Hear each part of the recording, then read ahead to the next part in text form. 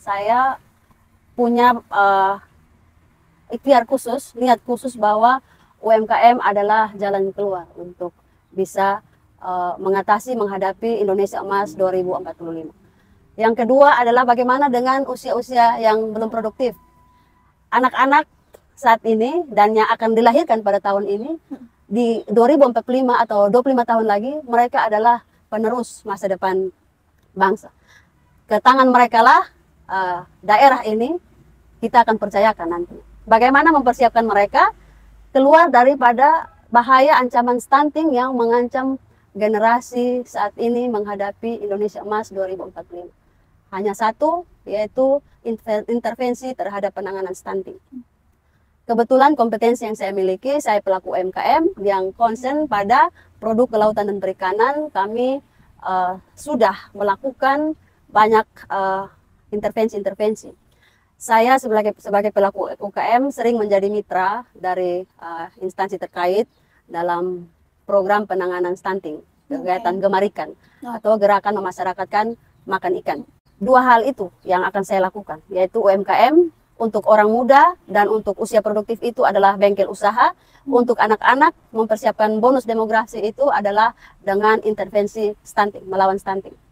Jika memang saya nanti terpilih, di luar dari dana yang sudah dianggarkan, dana reses itu kan itu terbatas, tidak semua, tidak merata, tetapi saya dengan fasilitas dan dengan kewenangan yang saya punya akan lebih berbiaya murah karena saya bisa melakukan, saya juga mungkin bisa menyerap tenaga kerja yang lebih banyak, lebih besar.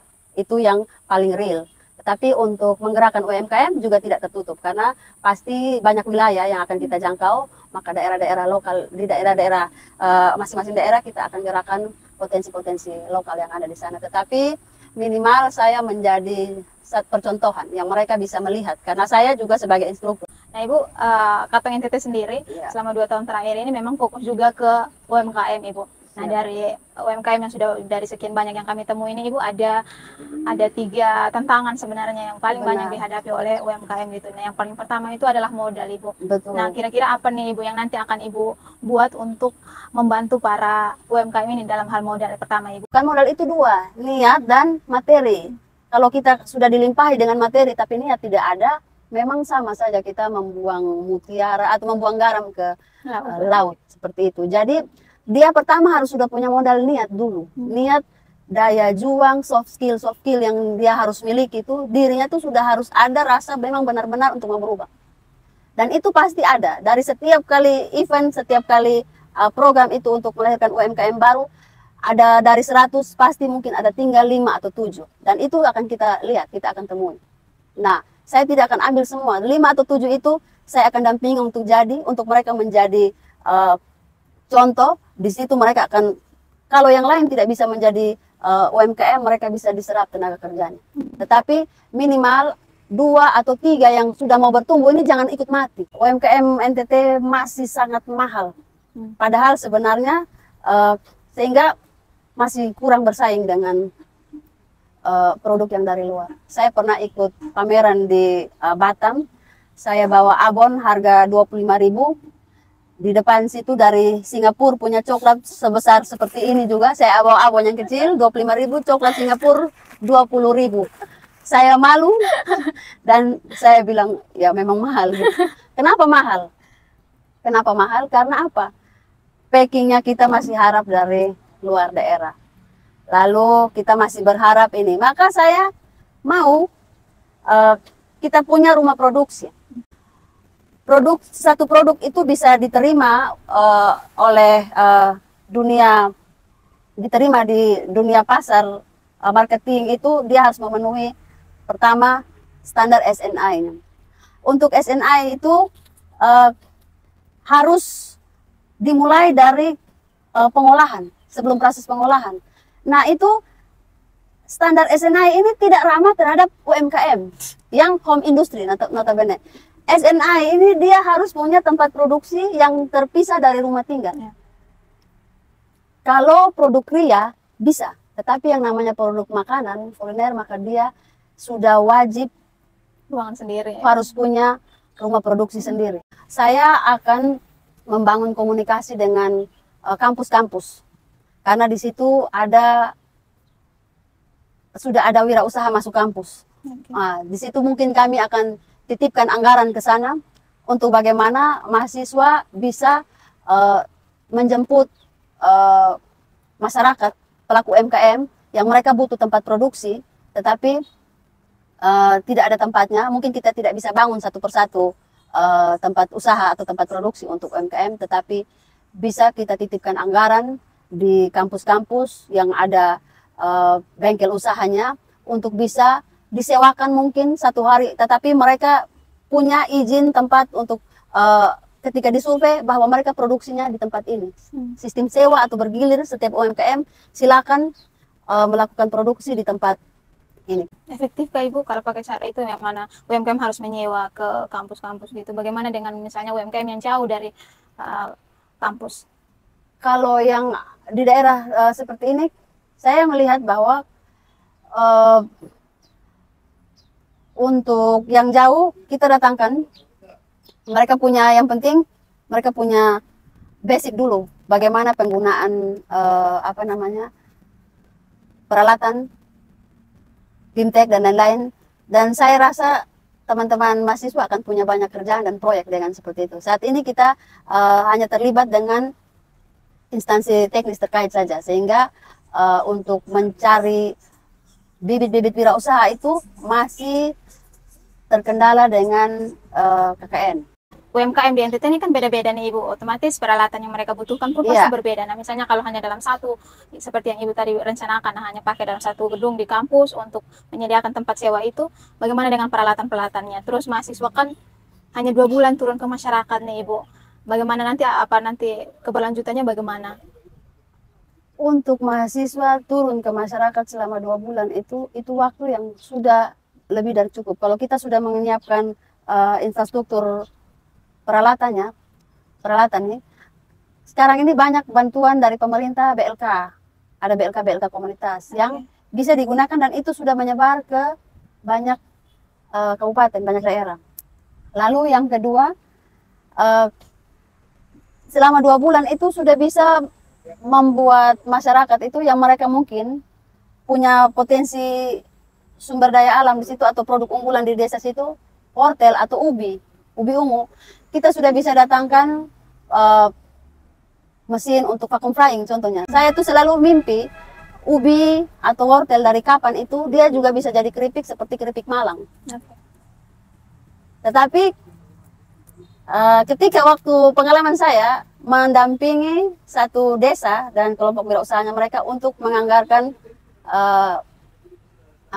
untuk program keripik, tetapi instansi terkait sendiri mengatakan mengapa butuh alat mesin vacuum frying ini kalau untuk goreng keripik, kenapa harus pakai alat yang harganya puluhan juta? Kenapa tidak pakai kompor kuali wajan seperti biasa? Saya bilang kalau buat nangka kita pakai kompor atau kuali jadinya kue nangka, tapi tidak jadi keripik karena kadar airnya kan masih tinggi. Maka butuh mesin seperti itu, vacuum frying. Saya rasa banyak cara kita membantu memperkuat BUMDes, bisa juga kita tergantung dari komunikasi yang kita bangun nanti dengan dunia kampus. Apakah mau membangun kolaborasi dengan kami supaya kuliah kerja nyata yang dilakukan oleh mahasiswa di tengah masyarakat itu lebih berdampak. Pertama, mahasiswa itu sendiri dia sudah minimal dia sendiri yang jadi akan pelaku usaha, dan juga dia berhasil mempengaruhi, menularkan niat-niat usaha itu kepada masyarakat.